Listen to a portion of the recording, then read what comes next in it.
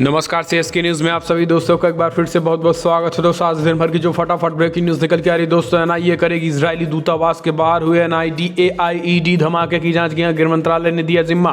दूसरी बड़ी अपडेट निकल के आ रही है दोस्तों, भारतीय मूल की भव्या लाल बनी नासा की कार्यकारिणी प्रमुख। जी हाँ, ये बड़ी खबर निकल के आ रही है, भारत को गर्व गौरवान्वित करने वाली बात। तीसरी बड़ी खबर में आपको बताएंगे, पाकिस्तान ने फिर की नापाक हरकत, घुसपैठ के लिए जंगलों में लगा दिया। जी हाँ, पूरे इलाके में सेना हाई अलर्ट पे है। बड़ी खबर निकल के आ रही है, सीमा से निकल के आ रही है, जहां पर पीओके से लॉसिस सटे इलाकों में आग लगा दिया है पाकिस्तान ने। इसके बारे में आपको बताएंगे आखिर क्यों। इस बीच तीसरी बड़ी अपडेट, जो चौथी बड़ी खबर में आपको बताएंगे, पड़ोसी देश म्यांमार में तख्ता पलट के पीछे चीन की साजिश का बड़ा खुलासा हुआ। जी हाँ, ये भी आपको बताएंगे। और इस बीच दोस्तों, नेपाल में और गहराता जा रहा सियासी संकट के बीच केपी शर्मा ओली ने बुलाई संवैधानिक परिषद की बैठक। वहीं आर्मी के दो शीर्ष कमांडर के बीच मतभेद।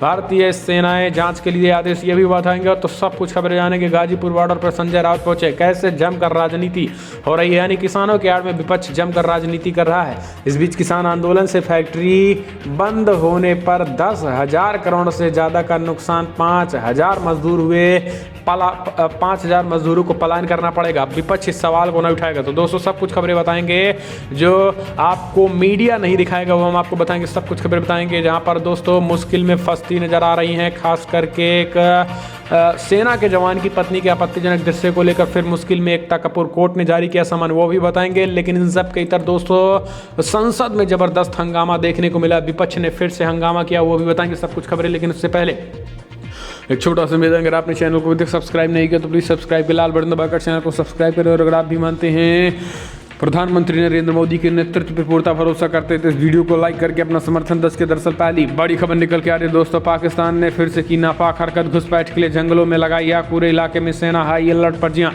भारत पाकिस्तान नियंत्रण रेखा पर स्थित मेंढर सेक्टर के जंगलों में पाकिस्तान की ओर से लगाई गई आग, और अब यह आग बारूदी सुरंगों की ओर बढ़ रही है। बड़े स्तर पर वन संपदा और वन्य जीवों को नुकसान पहुंचाया जा रहा है। सूत्रों के अनुसार ये आग आतंकी घुसपैठ के मकसद से लगाई गई है। पूरे इलाके में सेना हाई अलर्ट पे है। फाइन माइनफील्ड बारूदी सुरंगों पर आग पहुंचने पर धमाके होते हैं, जिसे पाकिस्तान घुसपैठ के लिए इस्तेमाल की साजिश रच रहा है। जानकारी के अनुसार सोमवार देर रात मेंढर सेक्टर में नियंत्रण रेखा से उस पार से भड़की आग इस पार के जंगलों को तक पहुंच गई है।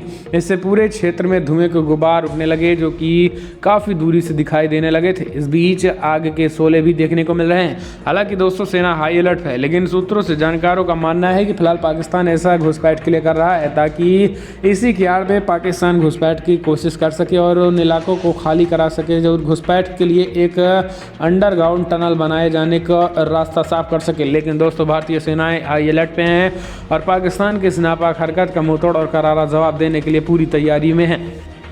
हम चलते हैं, अगली अपडेट लेते हैं। एनआईए करेगी इजरायली दूतावास के बाहर हुए आईईडी धमाके की जांच, गृह मंत्रालय ने दिया जिम्मा। जी हाँ, दरअसल दिल्ली में इजराइल के दूतावास से बाहर हुए धमाकों की जांच अब नेशनल ब्यूरो ऑफ इन्वेस्टिगेशन यानी एनआईए करेगी। केंद्रीय गृह मंत्रालय ने मंगलवार को एनआईए को धमाके की जांच का जिम्मा सौंपा है। सूत्र के मुताबिक एनआईए धमाके के पीछे ईरान एंगल को ध्यान में रखते हुए जांच आगे बढ़ाएगी।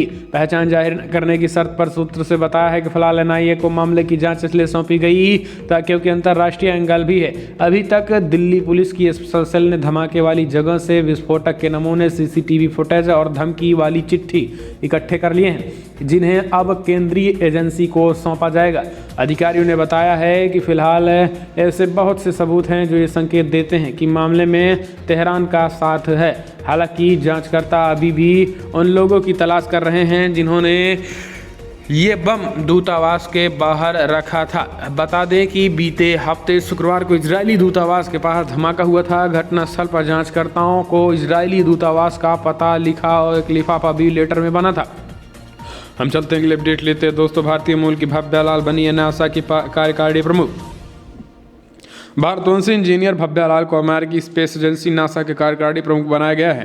भव्या लाल अमेरिका के नवनिर्वाचित राष्ट्रपति जो बाइडेन की टीम का हिस्सा है और वो एजेंसी में परिवर्तन का काम देख रही हैं। भव्या इससे पहले institute for defence analysis science and technology policy institute में रिसर्च स्टाफ के रूप में भी काम कर चुकी हैं। भव्या के पास इंजीनियरिंग एवं स्पेस टेक्नोलॉजी का व्यापक अनुभव है। जो आपको बता दें, भव्या लाल ने विश्व प्रसिद्ध मैसाचुसेट्स इंस्टीट्यूट ऑफ टेक्नोलॉजी से न्यूक्लियर इंजीनियरिंग में ग्रेजुएशन पे पोस्ट ग्रेजुएशन किया है।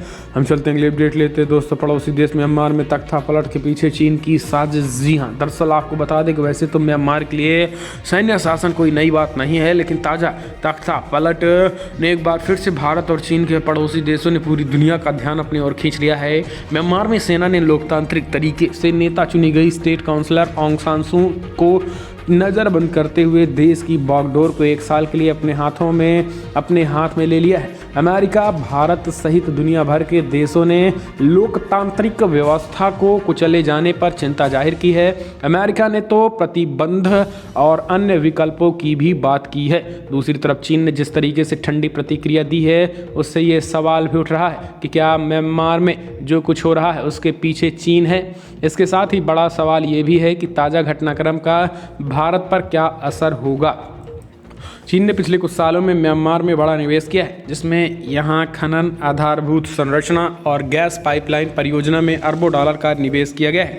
इसके बाद भी वहाँ के हालात पर अब भी बेहद शांत और खुद को अनजान बताने की कोशिश कर रहा है। हाल ही में नेपाल की घरेलू राजनीति में खुलेआम हस्तक्षेप करने वाले चीन ने कहा है कि म्यांमार दूसरे देशों का हस्तक्षेप पसंद नहीं करता है। दरअसल इसमें से एक तरफ वो खुद को पाक साफ बताने की कोशिश कर रहा है, तो दूसरी तरफ अमेरिका को भी संदेश देना चाहता है कि ये भी जग जाहिर है कि चीन की सत्तारूढ़ कम्युनिस्ट पार्टी अधिनायकवादी शासकों का समर्थन करती रहती है। चीन ने कहा है कि वो म्यांमार में हुए घटनाक्रम के बारे में अभी सूचनाएं जुटा रहा है। चीन के विदेश मंत्रालय के प्रवक्ता वांग बेंगी ने कहा है कि म्यांमार में जो कुछ हुआ, हमने उनका संज्ञान लिया है। हम चलते हैं, अगले अपडेट लेते हैं। आर्मी के 2 शीर्ष कमांडर के बीच मतभेद, सेना ने दिए कोर्ट ऑफ इंक्वायरी के आदेश। जी हाँ, दरअसल दोस्तों आपको बता दें कि फिलहाल भारतीय सेना ने एक शीर्ष कमांडर और उनके सहयोगी इन कमांड के बीच जारी मतभेद के जांच के लिए कोर्ट ऑफ इंक्वायरी का आदेश दे दिया है। इस मामले में परिचित एक अधिकारी ने मंगलवार को यह जानकारी दी है। आपको बता दें कि सेना में इस रैंक के अधिकारियों के लिए कोर्ट ऑफ इंक्वायरी का ये रेयर मामला है। सेना के इस आदेश से पिछले साल सितंबर में सेना प्रमुख जनरल मनोज मुकुंद नरवणे ने सेना को 2 वरिष्ठ अधिकारियों के बीच आई दरार को दूर करने की जिम्मेदारी एक सीनियर लेफ्टिनेंट जनरल को दी थी। अधिकारी ने बताया कि central army command lieutenant general ISN घुसान इस कोर्ट ऑफ इंक्वायरी को देखेंगे।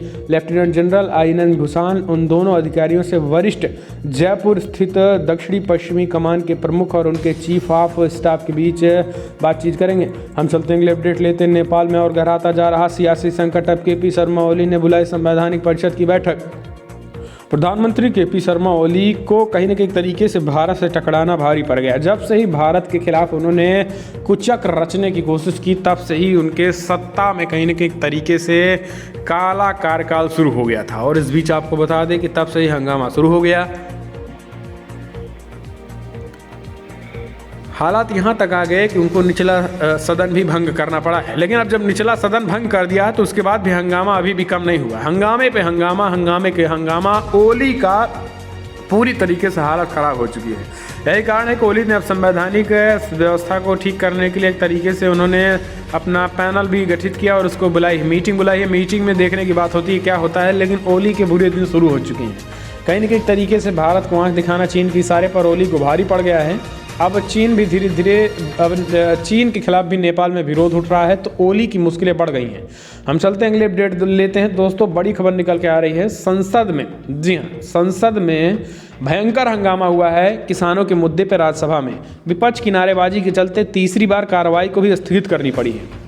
कृषि कानूनों के खिलाफ दिल्ली की सीमाओं पर चल रहे किसानों के आंदोलन की गूंज मंगलवार को संसद में सुनाई दी। कांग्रेस समेत कई विपक्षी दलों ने राज्यसभा में किसानों के मुद्दे पर चर्चा को लेकर नोटिस दिया था। हालांकि सभापति एम वेंकैया नायडू ने उनकी इस मांग को खारिज कर दिया है। उन्होंने इस मुद्दे पर चर्चा होगी, उसके साथ विपक्ष ने सदन में वॉकआउट कर दिया है। थोड़ी देर में विपक्ष वापस लौटा और किसानों के समर्थन में जमकर नारेबाजी करने लगे। इसके बाद 2 बार राज्यसभा की कार्रवाई को स्थगित किया गया और फिर विपक्ष की नारेबाजी नहीं रुकी और तीसरी बार राज्यसभा की कार्रवाई को दोपहर 12:30 बजे तक के लिए स्थगित कर दिया गया है। तो ये बड़ी खबर निकल के आ रही दोस्तों। अब आप समझ सकते हैं कि किसानों की नारेबाजी और किसानों का कहीं न कहीं किसानों के नाम पर विपक्ष का हंगामा लगातार जारी है। साल में 2 बार संसद चलता है, उसमें भी 3-5 विपक्ष करने आप पहुंच जाता है, यानी देश का समय जाया कर रहे हैं विपक्षी। हम चलते हैं अगले अपडेट लेते हैं। दोस्तों, पंजाब में जलालाबाद में भिड़े अकाली और कांग्रेसी। जी हां, शिरोमणि अकाली दल के प्रधान सुखबीर बादल की गाड़ी पर तोड़फोड़, फायरिंग भी हुई है, कई को गोलियां भी लग गई हैं, पथराव में जख्मी। दरअसल पंजाब में निकाय चुनाव को लेकर माहौल गर्म है।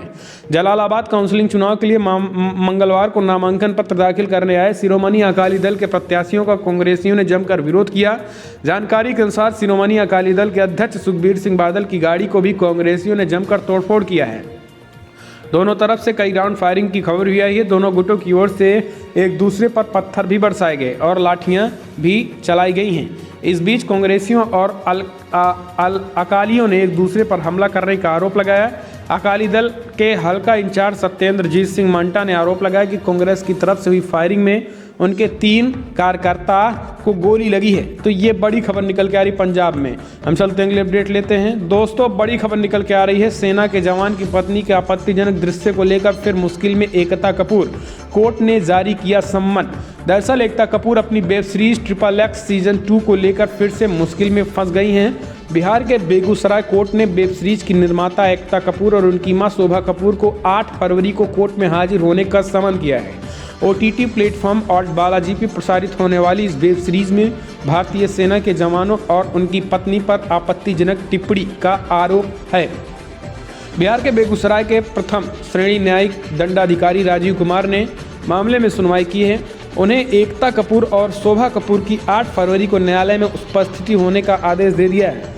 बरौनी थाने के समरिया आदर्श गांव निवासी शंभू कुमार ने परिवाद दाखिल कर दिया है। शंभू कुमार सेना में रह चुके हैं। उनका आरोप है कि एकता कपूर और उनकी मां शोभा कपूर द्वारा निर्मित वेब सीरीज XXX सीजन 2 में भारतीय जवान और उनकी पत्नी के चरित्र को गलत ढंग से प्रस्तुत किया गया, जो अपमानजनक और पूरी तरीके से शर्मनाक है।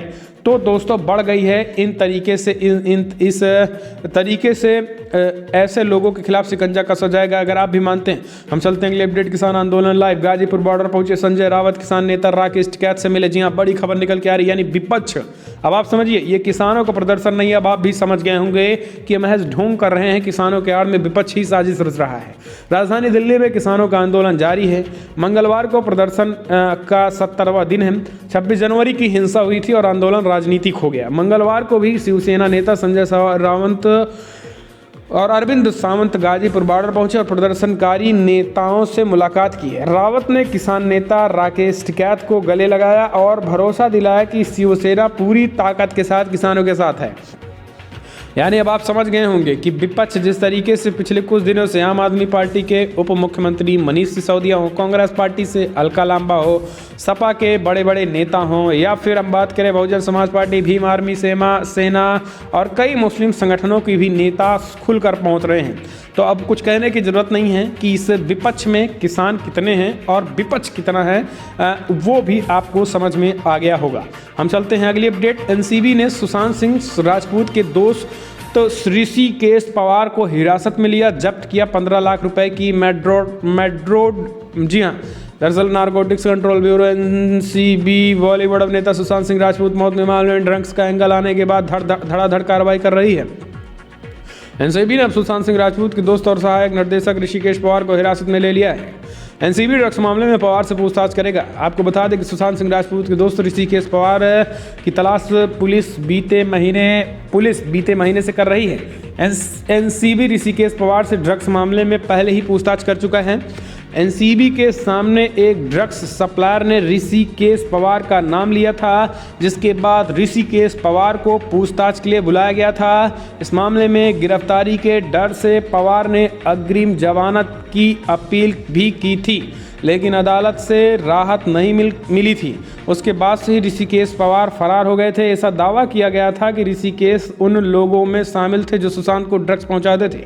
हम चलते हैं अगले अपडेट लेते हैं। दोस्तों, बड़ी खबर निकल के आ रही है। बजट की बात कर कृषि मंत्री ने की किसानों को मनाने की कोशिश, यूनियन ने कर दिया चक्का जाम का ऐलान। दरअसल आपको बता दें कि फिलहाल जिस तरीके से बजट हुआ और बजट में किसानों को लेकर जो खास करके ऐलान किए गए, उससे कहीं ना कहीं तरीके से जो असली किसान हैं वो गदगद हैं और केंद्र सरकार को कहीं ना कहीं तरीके से अच्छी सरकार बता रहे हैं। लेकिन जो फर्जी किसान है, जो विपक्ष के इशारे पे काम कर रहे हैं, उन्होंने 6 तारीख को चक्का जाम कर दिया है, चक्का जाम करने का ऐलान कर दिया है। यानी अब आप समझिए कि एक तरफ सरकार धड़ाधड़ किसानों को देती भी जा रही है और जो फर्जी किसान हैं वो आंख भी दिखा रहे हैं। तो ये हालात हो चुके हैं। हम चलते हैं, अगली अपडेट लेते हैं दोस्तों।